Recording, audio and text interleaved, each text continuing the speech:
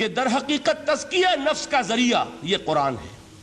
سینوں میں جو روگ ہیں، حب دنیا، حب مال، حب شہرت، حب اقتدار، جس کو کہ ایڈلر کہتا ہے دی ارج ٹو ڈومینیٹ، میرا غلبہ ہو، میرا تسلط ہو، میں نمایاں ہو جاؤں، میری حکومت بن جائے، اختیار میرے ہاتھ میں آ جائے، دی ارج ٹو ڈومینیٹ، یہ ساری ارجز ہیں ہماری در حقیقت جس سے فساد رونما ہے۔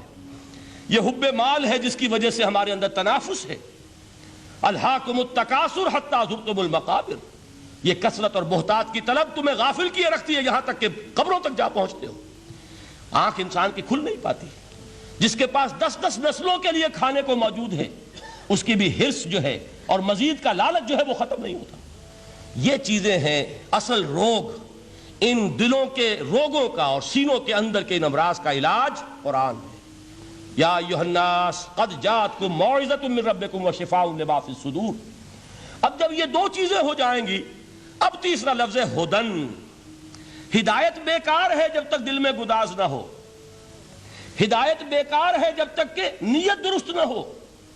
کوئی شخص بڑا عالم ہے لیکن اپنے علم کو اس نے ذریعہ بنایا ہے دنیا کمانے کا، تو در حقیقت یہ قرآن اس کے حق میں ہدایت نہیں ہے، اس کے حق میں عذاب خدا بندی کا ذریعہ بن رہا ہے۔ حضور نے خود فرمایا القرآن حجت لک او علیک، یہ قرآن یا تمہارے حق میں حجت ہے یا تمہارے خلاف حجت بنے گا قرآن کے قیامت کے دن۔ اس لیے کہ ایک شخص اس کو دنیا کمانے کا ذریعہ بنا رہا ہے، ایک شخص اس کو شہرت کے حصول کا ذریعہ بنا رہا ہے، ایک شخص علم کو ذریعہ بنا رہا ہے دنیا میں نمایاں ہونے کا، اپنی تعریف کا۔ حضور نے فرمایا کہ قیامت کے دن سب سے پہلے 3 افراد کا معاملہ پیش ہوگا عدالت خداوندی میں۔ ایک وہ جو بڑا عالم سمجھا جاتا تھا، اس سے بڑا علم پھیلا۔ دوسرا وہ جو بہت صاحب ثروت تھا، اس نے بہت خیرات کے کاموں میں پیسہ لگایا۔ تیسرا وہ جو دنیا میں شہید سمجھا جاتا تھا کہ اللہ کی راہ میں جنگ کرتے ہوئے جان دے دی۔ اللہ ان تینوں سے جو اس کو نعمتیں دی تھی ان کا ذکر کر کے پوچھے گا کہ میں نے تمہیں یہ دیا، تمہیں یہ دیا، تمہیں یہ دیا، تم کیا کر کے لائے؟ وہ شہید کہے گا کہ اللہ میں نے تیری راہ میں جنگ کی اور اپنی جان دے دی تاکہ تو راضی ہو جائے۔ اللہ فرمائے گا کذبتا، تو نے جھوٹ بولا، انک قد قاتلت لان یقال جریء، تو نے تو یہ جنگ اس لیے کی تھی کہ کہا جائے کہ بڑا جری ہے، بڑا بہادر ہے۔ یہ لوگوں سے بہادری کے تمغے لینا تمہارا مقصود تھا۔ وقد قیل، وہ کہا جا چکا ہے، اب یہاں تمہارے لیے کچھ نہیں۔ اور فرشتوں کو حکم ہوگا اور وہ اوندے منہ اس کو گھسیٹتے ہوئے جہنم میں جھونک دیں گے۔ دنیا میں شہید سمجھا جا رہا ہے، آخرت میں جہنمی ہے۔ یہی حال اس عالم کا ہوگا، یہی حال اس دولت مند کا ہوگا۔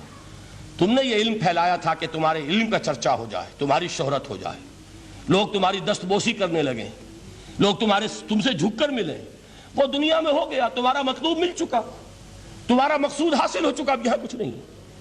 تو جان لیجئے کہ جب تک دلوں کے روگ درست نہ ہوں، علم بیکار ہے، ہدایت قطعاً غیر مفید ہے۔ پہلے دلوں کا کرسٹ اترے، اس کی سختی دور ہو، یہ ہے موعظہ۔ دلوں کے اندر سے حب جاہ، حب دنیا، حب مال نکلے، یہ ہے تزکیہ، شفاء لما فی الصدور۔ اب ہدایت خداوندی، اب راستہ آپ دیکھیں گے اور اس راستے پر چلیں گے۔ یہ ہدایت جو ہے دنیا میں، یہی آخرت میں رحمت کی شکل میں ظاہر ہوگی۔ جنہوں نے اس قرآن کی ہدایت سے فائدہ اس دنیا میں اٹھایا، آخرت میں رحمت خداوندی کی بدلیاں ان پر سایہ کریں گی۔ ایک حدیث میں تو باقاعدہ الفاظ آئے ہیں کہ سورہ بقرہ اور سورہ آل عمران یہ 2 بدلیوں کی صورت میں ظاہر ہوں گی میدان حشر میں، اور ان لوگوں پر سایہ کریں گی کہ جن کو ان سے بڑی محبت تھی۔